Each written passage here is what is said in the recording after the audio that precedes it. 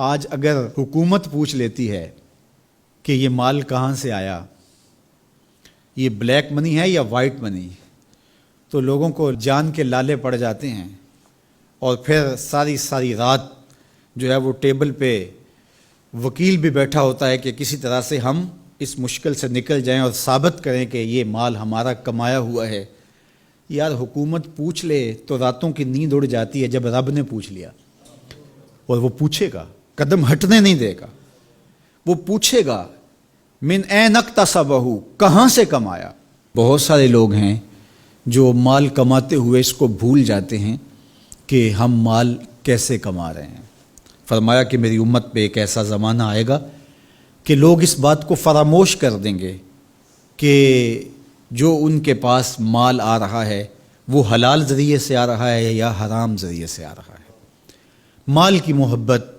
اس قدر غالب ہو جائے گی کہ حلت اور حرمت اٹھ جائے گی، اور جب کوئی شخص اس مقام پہ پہنچ جاتا ہے، طمع اس قدر بڑھ جائے، پھر سمجھو کہ اس نے قیامت کے دن اللہ کے حضور سخت شرمندگی کا اہتمام کر لیا ہے، سخت رسوا ہوگا اس دن۔ تو ہر صورت کے اندر وہ ذرائع اختیار ہمیں کرنے ہوں گے جو حلال ہیں۔ علماء نے لکھا ہے کہ اگر رزق پاک نہیں ہے تو نیک لوگوں کی دعاؤں سے بھی حصہ نکال دیا جاتا ہے، یعنی ایک تو اس کی اپنی دعا قبول نہیں ہوگی، دوسرا نیک لوگ جو دعائیں مانگتے ہیں، اللہ پوری امت پہ رحم کر، پوری امت کی خیر فرما، تو اس شخص کا حصہ نیک صالحین لوگوں کی دعاؤں سے نکال دیا جاتا ہے۔ تو قیامت کے دن اللہ اپنے حضور سے بندوں کے قدم ہٹنے نہیں دے گا جب تک یہ سوال نہیں پوچھ لے گا کہ تم نے رزق کمایا کہاں سے۔ اور پھر دوسرا سوال ہوگا کہ وفیما انفقہ، اس کو خرچ کہاں کیا۔ عمومی طور پہ ہم اس پہ تو زور دے دیتے ہیں کہ مال حلال ذریعے سے کمانا چاہیے،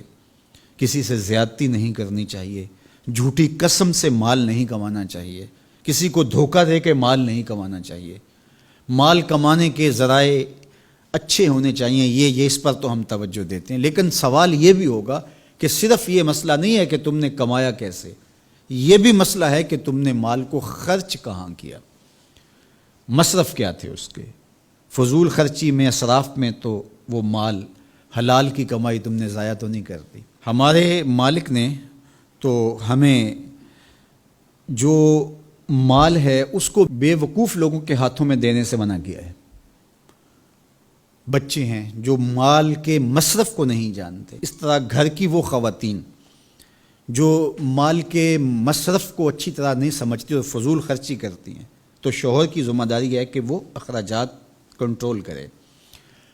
یہ اس آیت کریمہ کی شرح کے اندر علماء نے لکھا کہ بے وقوفوں کو مال نہ دو، چونکہ وہ اگر غلط جگہ پہ خرچ کریں گے جہاں خرچ نہیں کرنا چاہیے تھا تو اس کا حساب آپ کو دینا پڑے گا۔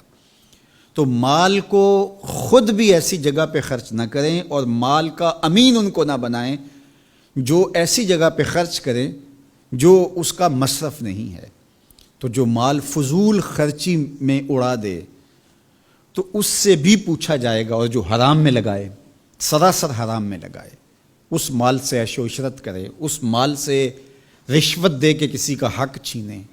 اس مال سے کسی پر ظلم کروائے، کسی پر زیادتی کروائے، تو کیا اس کو حساب نہیں دینا پڑے گا؟ تو ایک ایک پائی کا حساب دینا پڑے گا۔